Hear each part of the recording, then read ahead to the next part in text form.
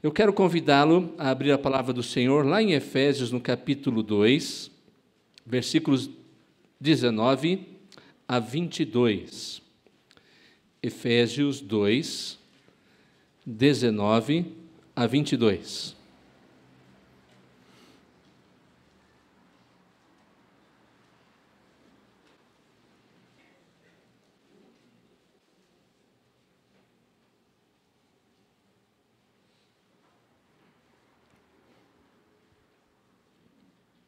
Efésios 2, 19 a 22, esse trecho da palavra de Deus nos diz o seguinte: assim, já não sois estrangeiros e peregrinos, mas concidadãos dos santos e sois da família de Deus, edificados sobre o fundamento dos apóstolos e profetas, sendo Ele mesmo, Cristo Jesus, a pedra angular, no qual todo edifício bem ajustado cresce para santuário dedicado ao Senhor, no qual também vós, juntamente, estáis sendo edificados para a habitação de Deus no Espírito. Mantendo sua Bíblia aberta nesse trecho, por favor, feche seus olhos, curve sua cabeça, falemos com o nosso Deus. Muito obrigado por tua palavra lida.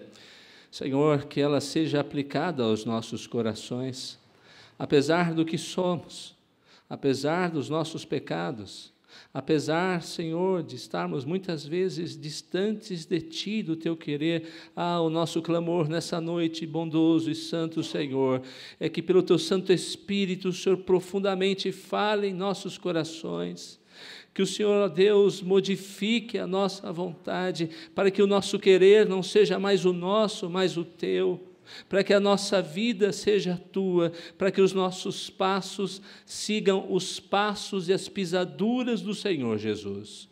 Muito obrigado. Abençoa-nos, orienta-nos, ilumina-nos, Senhor, para que não venhamos a dormir o sono da morte. Em nome de Jesus. Amém. Queridos, o ser humano é especialista em construção.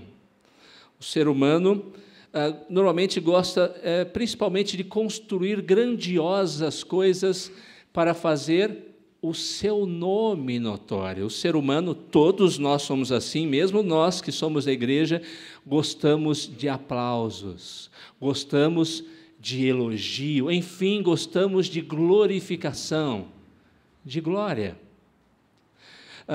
Lá em Dubai, nos Emirados Árabes Unidos, nós temos hoje o maior edifício de todo o planeta, chamado Burj Khalifa. Esse edifício tem 828 metros de altura. E para que você tenha uma ideia da sua altura, se você estivesse em Campinas e esse edifício ficasse em São Paulo, você conseguiria ver a sua torre de lá, de tão alto, de tão notório e de tão suntuoso que era naquela região. 95 quilômetros de distância permitem você ver esse edifício.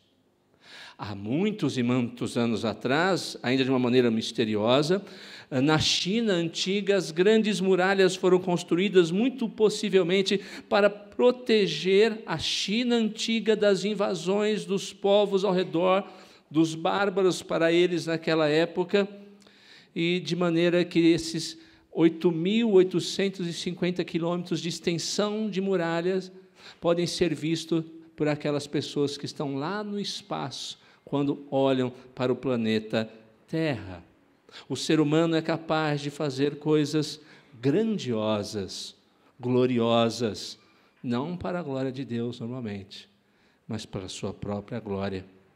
No Antigo Testamento, nós vemos, num determinado momento, pessoas, um ajuntamento, dizendo: nós vamos construir uma grande torre, elevemos essa torre até os céus e façamos o nosso nome notório. Eles queriam, igualmente, glória.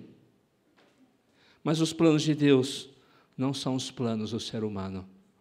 Os nossos planos, glória a Ele por isso, e ainda bem que é assim, não são os planos de Deus. Mesmo quando os planos de Deus não parecem fazer nenhum sentido para nós, lá no final tem todo o sentido, e é sempre o melhor para a nossa vida.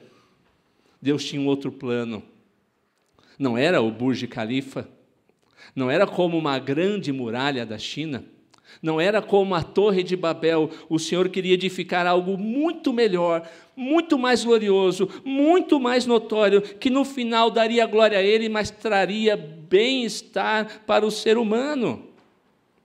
Apesar dessas construções, sem dúvida nenhuma, serem belas, notórias, mostrarem a inteligência, a capacidade arquitetônica e de engenharia do ser humano, elas não podem ser comparadas com aquilo que Deus resolveu edificar para o louvor da sua glória, a partir do Senhor Jesus Cristo.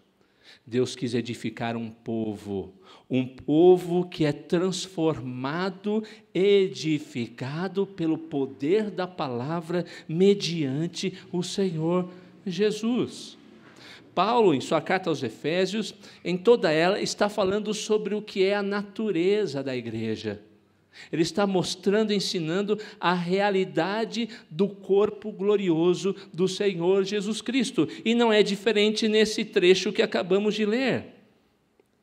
Ele fala de um povo transformado pelo poder do Senhor Jesus Cristo e mostra em que este povo foi transformado, inclusive o povo desta igreja local, que faz parte da igreja invisível, da igreja gloriosa do Senhor Jesus, em que este povo foi transformado e que pode demonstrar a grandeza do Deus que o salvou por meio do Senhor Jesus.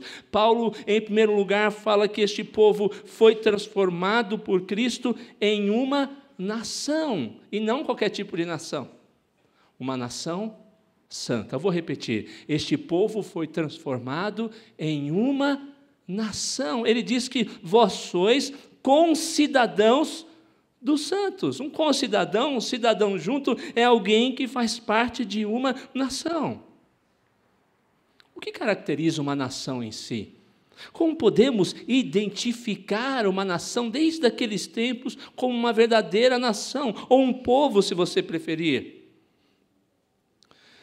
Quando falamos de uma nação, nós temos que entender que essa nação tem que ter ou possuir a mesma raiz histórica. Ela veio e tem os mesmos ancestrais, pessoas que lá no passado se ajuntaram, pessoas que se locomoveram de uma região para ir para outra, pessoas que edificaram uma terra, edificaram uma cultura, possuem uma mesma língua, mesmos costumes, depois direitos, obrigações, impostas depois por um governo constituído. Aí você tem uma nação pronta, onde as pessoas podem, via de regra, conviver em paz. Essa nação precisa de coisas que possa mantê-la unida, mesmo que às vezes existam diferenças de uma região para outra, mesmo que haja diferença na língua, diferenças pequenas, pequenos dialetos, mas ela está unida porque há algo que a une. Uma nação, enfim, só vai ser reconhecida como uma verdadeira nação, principalmente quando cada um dos seus cidadãos, concidadãos, tiver o mesmo objetivo, desejarem o bem-estar do outro antes do seu próprio bem-estar, desejarem crescerem juntos para serem fortes. Qualquer nação, portanto, só vai existir, de fato, quando transpor determinados obstáculos, deixar de lado determinadas diferenças e todos disserem, há um objetivo comum, caminhemos rumo a ele, vamos buscar esse objetivo. Os interesses pessoais são deixados de lado, porque os interesses comuns são muito mais importantes. Dito isso, queridos, é necessário entender que o desafio de ajuntar pessoas para formar uma nação não é fácil, mas o que Paulo está falando aqui é muito mais difícil. Paulo está dizendo sobre aquela igreja, olha, agora existe uma igreja única que é uma nação feita por judeus e por gentios. Queridos, entendam uma coisa muito importante. Judeu e gentio se odiavam. Os judeus olhavam para os gentios e diziam, raça de cães, imundos, esse povo, essa ralé não conhece nada da palavra de Deus, nós nunca nos ajuntaremos e nunca tocaremos sequer neles. Vocês se lembram do escândalo que foi para Pedro quando ele foi visitar o centurião Cornélio? Como a igreja, naquela época, já deveria ter superado isso, ficou tremendamente escandalizada, era assim que os judeus sentiam quando tinham contato com o gentio, mas o contrário também era real. Os gentios olhavam para os judeus e diziam: povo ignorante, insubmisso, rebelde, de costumes e vestimentas e adoração estranha, nós jamais nos misturaremos com eles. Mas Paulo diz: agora vocês já não são assim.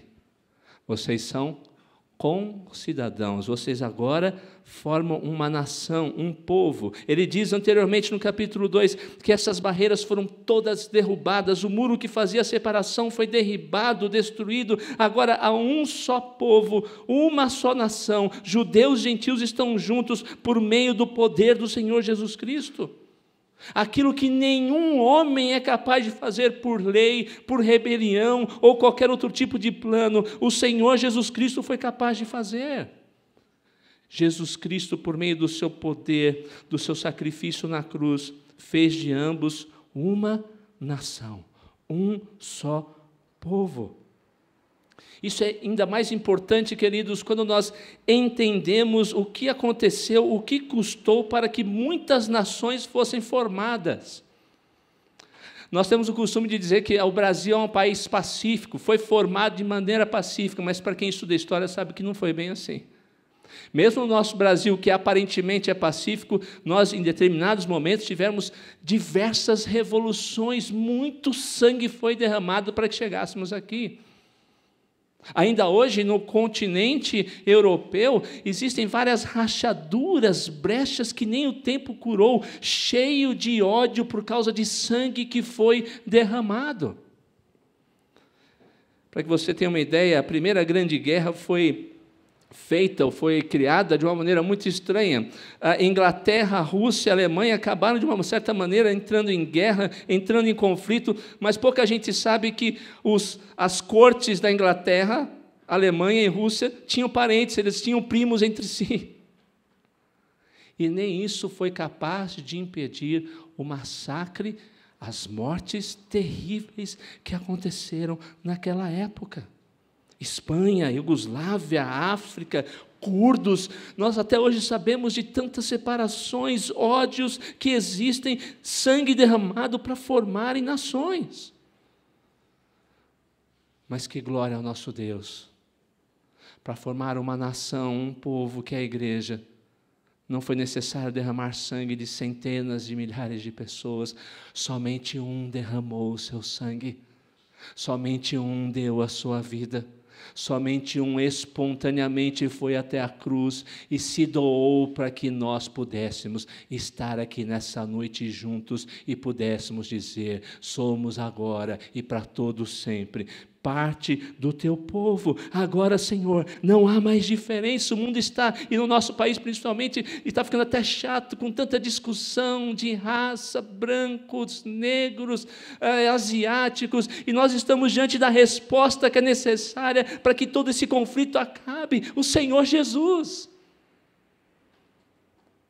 Porque agora temos um povo que tem o mesmo objetivo. Para ter uma nação, eu falei que é necessário ter o mesmo objetivo, nós temos o mesmo objetivo: a glória do nosso Deus. Agora nós temos um povo, uma nação que tem a mesma lei, a palavra do nosso Deus. Nós temos uma nação que fala a mesma língua, a palavra do nosso Deus. Existe uma nação por meio do poder do nosso Senhor. Mas eis que a pergunta fica no ar: de fato isso tem acontecido? Essa é uma realidade para esta igreja, para a vida desse povo. Todos falamos a mesma língua, principalmente a língua do amor, do perdão, que supera diferenças, desavenças e procura a glória do Senhor e o bem-estar do outro. Somos regidos pela lei de Deus.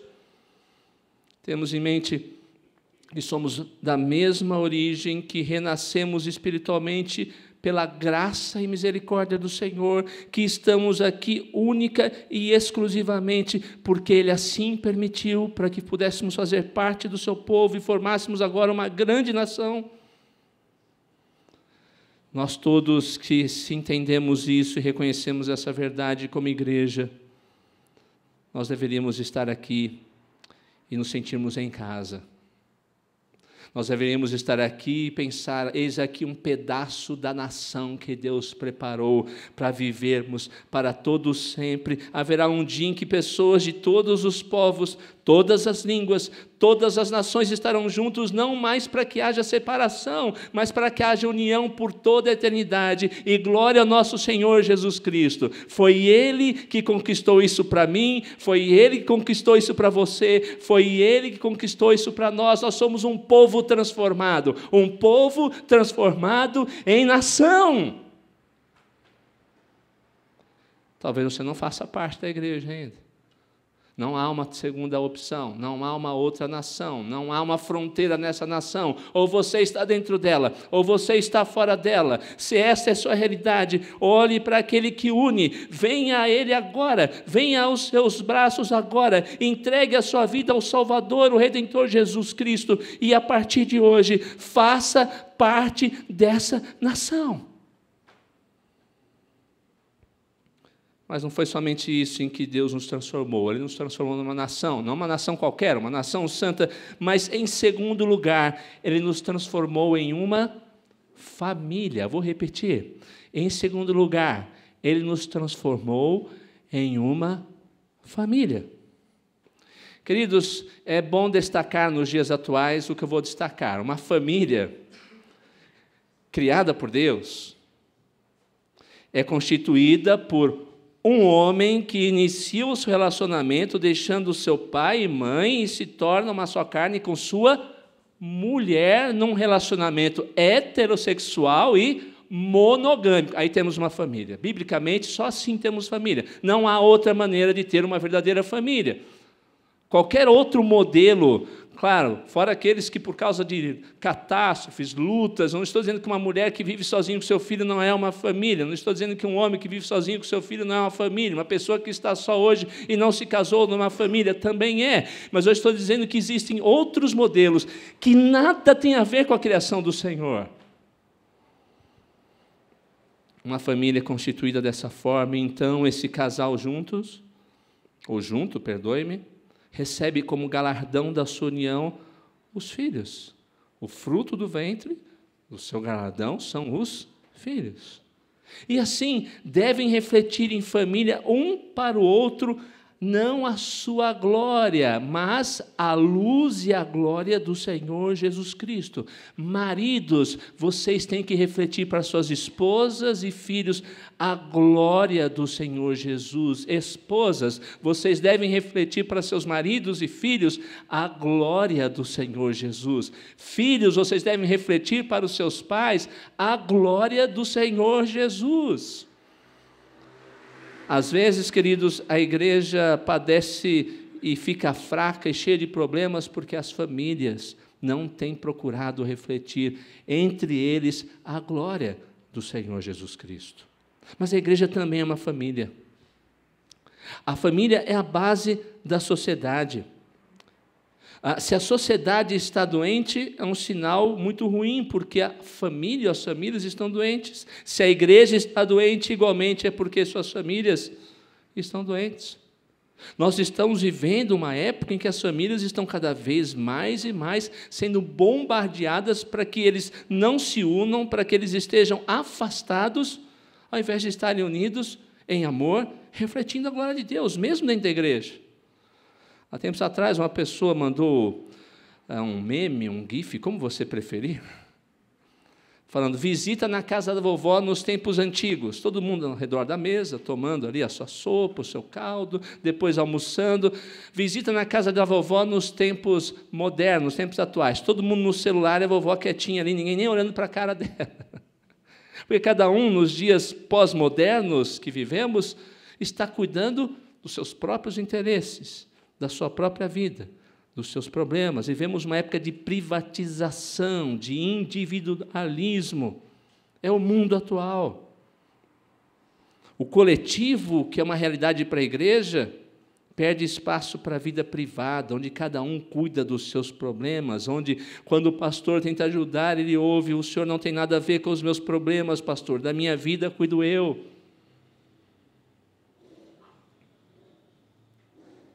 E aí nós temos, mesmo dentro da igreja, cada vez mais homens e mulheres preocupados somente com sua carreira, somente com seus problemas, somente com suas finanças.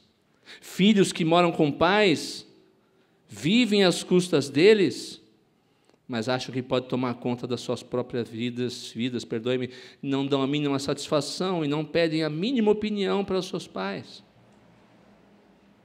Pais que estão ocupados demais cuidando de si mesmos e não estão percebendo o tempo passar, o tempo está passando, seu filho está crescendo. Talvez amanhã você não vai ter mais tempo de educá-lo na palavra de Deus, de dialogar com ele, de educá-lo, de brincar com ele, de rir com ele, de orar com ele. Se essa é uma realidade para a família que Deus criou, o que podemos esperar da igreja, que é a grande família em que Deus nos transformou? A igreja foi criada como família para que nós andemos juntos, para que não andemos individualmente, olhando somente para os nossos problemas, não nos importando com os outros, não considerando os outros antes de nós mesmos, onde a vida dos mais fracos é sustentada, edificada por aqueles que são mais fortes. Nós devemos ser uma família, queridos. Deus nos transformou em uma grande família. E quando pensamos nessa realidade, nós olhamos e às vezes devemos lembrar, ao olhar para a nossa família como um pequeno núcleo, estender certos aspectos da família para a igreja. Eu não sei como é a sua família. Eu tenho 4 irmãos, fora um que morreu. Tem irmão para tudo tipo de gosto. Eu tenho um irmão que é nervoso. Meu irmão fez a pequena brincadeira, ele gosta de fazer brincadeira com todo mundo, mas quando você faz brincadeira com ele, sai de baixo. Ele não gosta. Tem uma irmã que gosta de ler e lê não sei quantos livros por ano. Outra que é sossegada, tranquila. Outra que às vezes até soberba ao falar. Somos todos irmãos, saímos da mesma mãe, mesmo pai, temos os mesmos genes, mas somos diferentes. Fomos educados no mesmo lar, mas somos diferentes, não somos robôs. Deus não nos fez assim. Mas você já notou que a gente olha para a igreja e esquece que é família, mas a gente quer que todo mundo seja robô? A gente quer que aquela pessoa que está do nosso lado siga a nossa cartilha, siga as nossas regras, os nossos desejos, o nosso querer. Na igreja não é assim. A igreja tem que ser o lar no qual todos possam encontrar o seu lugar, dividir sonhos, lutas, frustrações e, acima de tudo, onde todos nós possamos crescer em Cristo e na sua palavra. Há muitos anos atrás, já não tenho mais visto isso, mas eu estava andando e tinha um carro na frente com adesivo escrito assim: paciência, Deus está trabalhando em mim. Quando eu venho para a igreja, a casa do Senhor, e lembro que esta casa, esse lugar é uma família, eu tenho que ter esse adesivo fixado, marcado na minha mente, no meu coração. Quando eu olho para o meu irmão, paciência para mim, Senhor. Porque assim como o Senhor está trabalhando em mim, o Senhor está trabalhando no meu irmão, na minha irmã da fé. No momento oportuno, eles serão transformados, que eu possa amá-los como um irmão ama a sua irmã ou seu outro irmão, apesar de todas as desavenças, apesar de todas as diferenças, que eu possa amá-los assim como o Senhor, Pai bondoso, os ama. A igreja, portanto, é uma grande família, resgatada pelo poder do Senhor Jesus. Somos agora adotados pelo nosso Deus e Pai, para que sejamos para todo sempre, por meio de Jesus Cristo, os seus filhos. Terceira lição. Então, em primeiro lugar, essa igreja, ou esse povo é transformado em uma nação. Em segundo lugar, este povo é transformado em uma família. E em terceiro e último lugar, esse povo foi e está sendo transformado em um edifício. Você se lembra da história que eu contei sobre Babel? Nesse episódio, como eu falei, os homens queriam fazer o seu nome célebre em todo o mundo, edificando uma torre que chegasse até os céus. Eles queriam só a sua própria glória, por meio do esforço deles. Eles não sabiam o que era a glória de Deus, e muito menos o que seria a graça e a misericórdia do Senhor. Deus foi bondoso, desceu e disse: eu não vou permitir que isso aconteça, espalharei o homem por toda a face da terra, eles não vão se entender nesse momento, terão línguas diferentes para que não possam continuar com esse intento e se destruam a si mesmos. A grande realidade é que todos nós, influenciados pelo pecado, nós não somos capazes de glorificar a Deus, mas, como disse, glorificar a nós mesmos. Nós não somos capazes de edificar realmente, mas apenas de destruir. É notório que o homem, toda vez que tenta edificar a si mesmo, alheio a Deus, alheio à sua palavra, ele só é capaz de se destruir e destruir aqueles que estão ao seu redor. Ao invés de proliferar o mal, o bem, perdoe-me, ele prolifera o mal. Mas Deus tinha um plano muito melhor para a raça humana do que uma simples torre que chegasse aos céus e fizesse o nome do homem notório, sendo que o homem não conseguiria fazer isso. Deus, um dia, por meio do seu Filho, Deus homem, Jesus Cristo, resolveu fazer, a partir dali, o nome do homem notório. Porque Deus, o Emanuel, esteve conosco, a partir dali a raça humana passa a compreender o que realmente é a verdadeira glória, o que é ser célebre, o que é ser notório. Note que Paulo, quando fala desse fundamento, queridos, ele demonstra ser uma pessoa que entende muito bem de edificação. Ele fala que esse edifício está sendo não somente ajustado, mas ele está edificado sobre um fundamento. Ele chama esse fundamento de apóstolos e profetas. Quando Paulo usa essa expressão, ao se referir a apóstolos, ele está falando do ensino dos apóstolos no Novo Testamento. E quando ele usa a expressão, a palavra profetas, ele está falando do ensino dos profetas no Antigo Testamento, ou seja, o fundamento do povo de Deus como edifício é a palavra de Deus. Queridos, a igreja pode ser uma igreja cheia de gente, pode ter o conjunto mais maravilhoso, com as vozes que parece que estão te levando para o céu. Se ela não está edificada sobre a palavra, ela não é igreja. Se ela não está edificada sobre a palavra, em instantes ela irá ruir, porque o seu fundamento é fraco. Ela não tem base, ela não tem alicerce. O grande objetivo da igreja é pregar, ensinar e viver a palavra de Deus. Este é o fundamento da igreja. Igreja pode dar e deve dar cesta básica, não estou falando nada ao contrário. Igreja pode fazer festas, comemorar aniversários, comemorar o aniversário do MP, da SAF, pode fazer determinados eventos, mas se ela não pregar a palavra, todas essas coisas que eu falei agora há pouco, festas, eventos, bolos, serão vistos em outras instituições, mas nenhuma delas jamais pregará a palavra de Deus. Nenhuma delas estará jamais fundamentada na palavra de Deus. Se queremos ser o edifício que agrada a Deus e mostra a glória do Senhor, antes de qualquer coisa, temos que olhar lá para a base, nós temos que ser edificados sobre a palavra de Deus.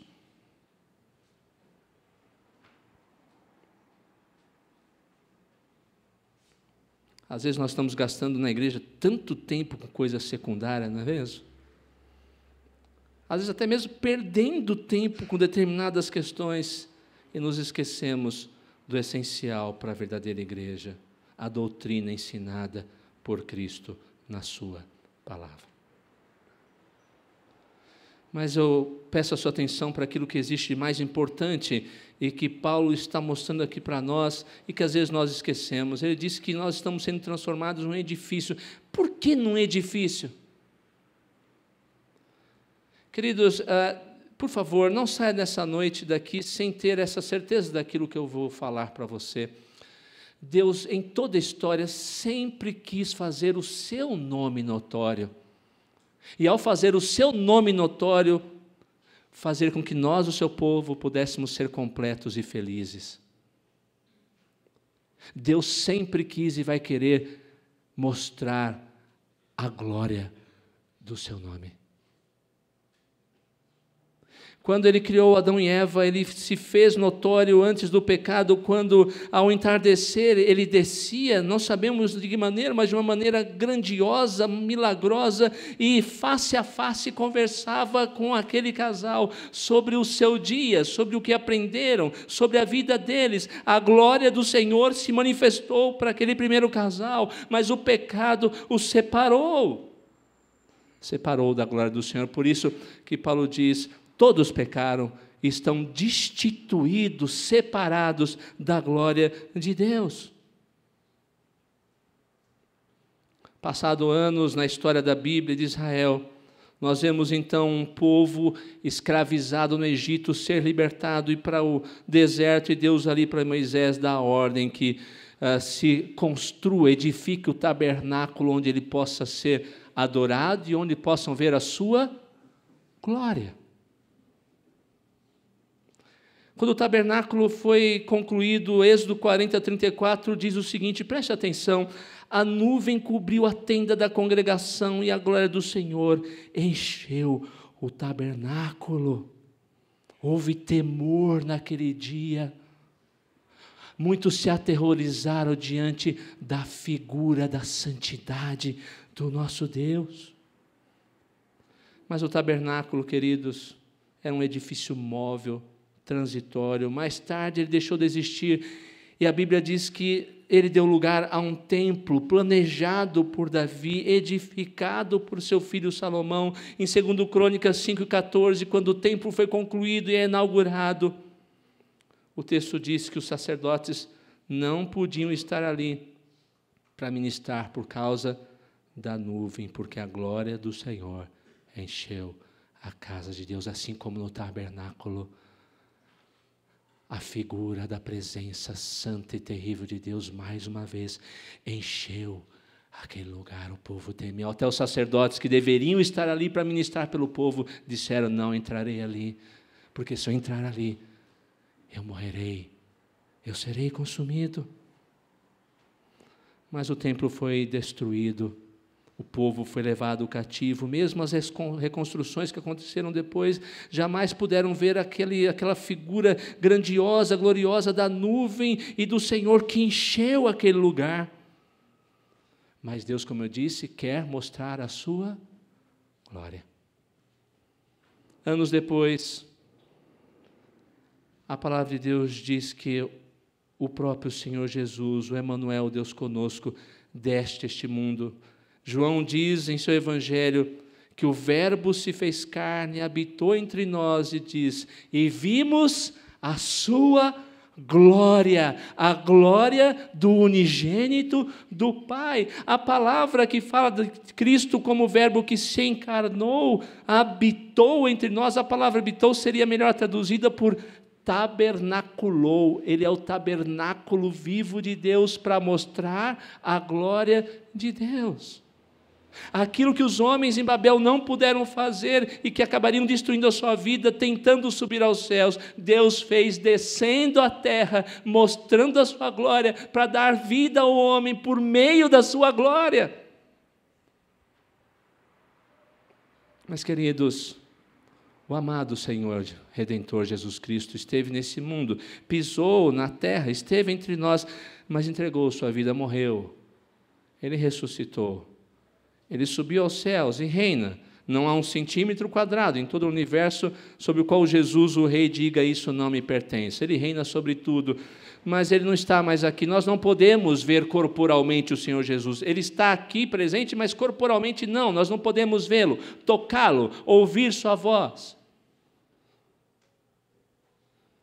Mas a afirmação continua: Deus quer mostrar a sua glória. Não há mais tabernáculo. Não há mais templo. Jesus não está mais aqui corporalmente entre nós, espiritualmente sim. Como então resolver a questão? Deus quer, eu afirmo, mostrar sua glória. Então, o Senhor Deus Todo-Poderoso, Santo, Criador do universo, infinito, infinitamente superior a nós, não tendo mais tabernáculo, não tendo mais templo, não tendo mais o seu Filho aqui, até que ele volte um dia visivelmente nos céus, resolveu mostrar sua glória de outra maneira, edificando o seu povo, edificando cada um de nós. Não mais tabernáculo, não mais templo, mas templos vivos do Senhor Jesus. Ah, queridos, que figura extraordinária. Aquela nuvem que encheu o tabernáculo e que trouxe temor, aquela nuvem que encheu o templo e trouxe temor e todos se afastaram. Aquela nuvem que preencheu o espaço de locais muito mais gloriosos do que qualquer um de nós. Não mais nesses lugares quer habitar, mas quer habitar em mim, quer habitar em você, quer habitar em cada um de nós, para mostrar a todo mundo a sua glória.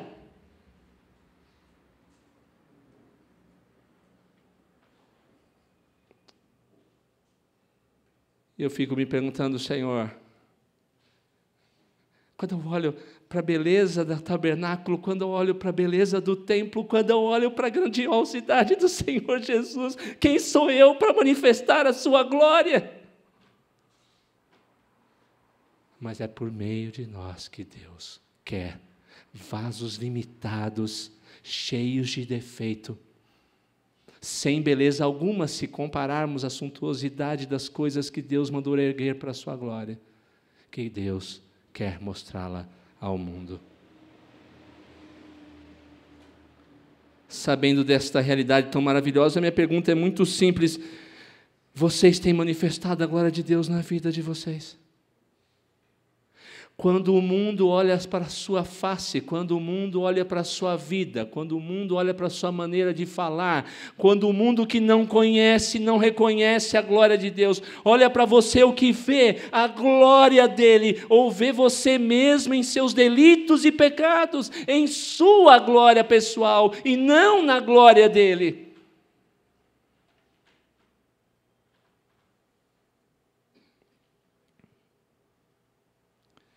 Deus quer mostrar sua glória por meio de nós, quer mostrar a luz de Cristo por meio de nós, quer mostrar ao mundo pecador que existe um Deus glorioso, grandioso e disposto a salvar e mostrar quem Ele é, mas Ele não fará isso de outra maneira, não virá a luz do céu, não virá um buraco saindo luz do chão, não virá uma pomba vindo do céu dizendo: este é o meu filho amado em quem minha alma se compraz. Deus já escolheu sua maneira até a volta do Senhor Jesus Cristo.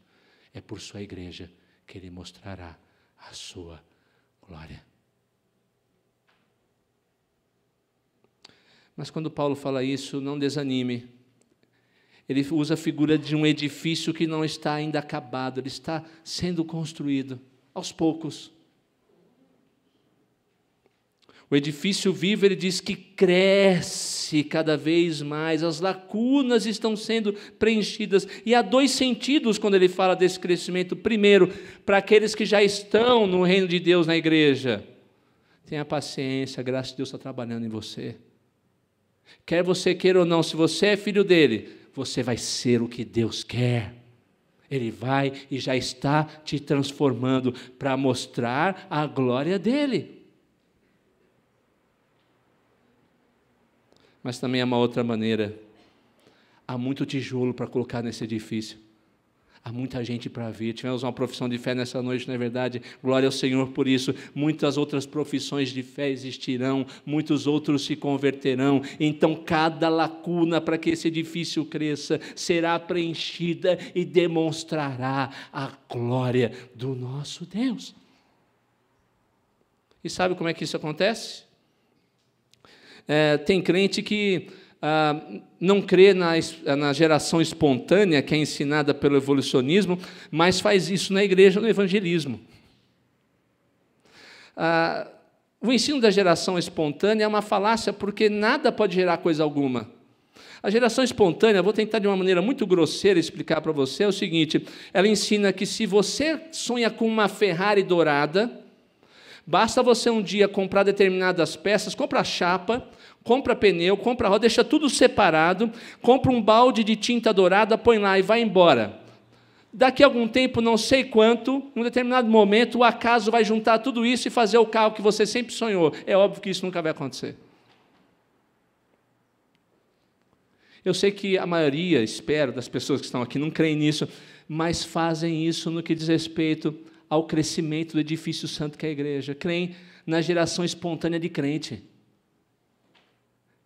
Eu quero perguntar para você, nesse ano, quantas pessoas você evangelizou e mostrou a glória de Deus? Para quantas pessoas você já falou de Cristo como único caminho, como única verdade, como única vida, e dessa maneira mostrou a glória de Deus? Sabe o que você está querendo para a igreja crescer? Geração espontânea. Quem quiser vir, vai vir. Quem não vir, não vai vir. A igreja vai crescer de qualquer jeito, mas não comigo. Não é assim. A glória de Deus será reconhecida por aqueles que não a conhecem, não somente quando demonstrarmos pelo nosso testemunho, mas também quando nós apresentarmos o evangelho da salvação. E aí sim, a glória de Deus será reconhecida por todo o mundo.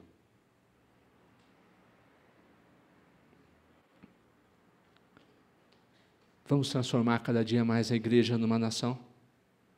Vamos ser cada vez mais uma grandiosa família? Acima de tudo, vamos ser edificados sobre o fundamento de Deus, que é a palavra, um edifício que cresce cada vez mais para mostrar única e exclusivamente a glória de Deus?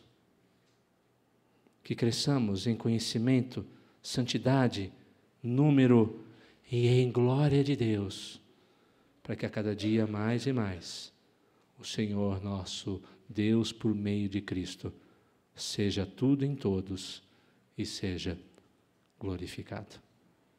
Que Ele nos abençoe. Amém.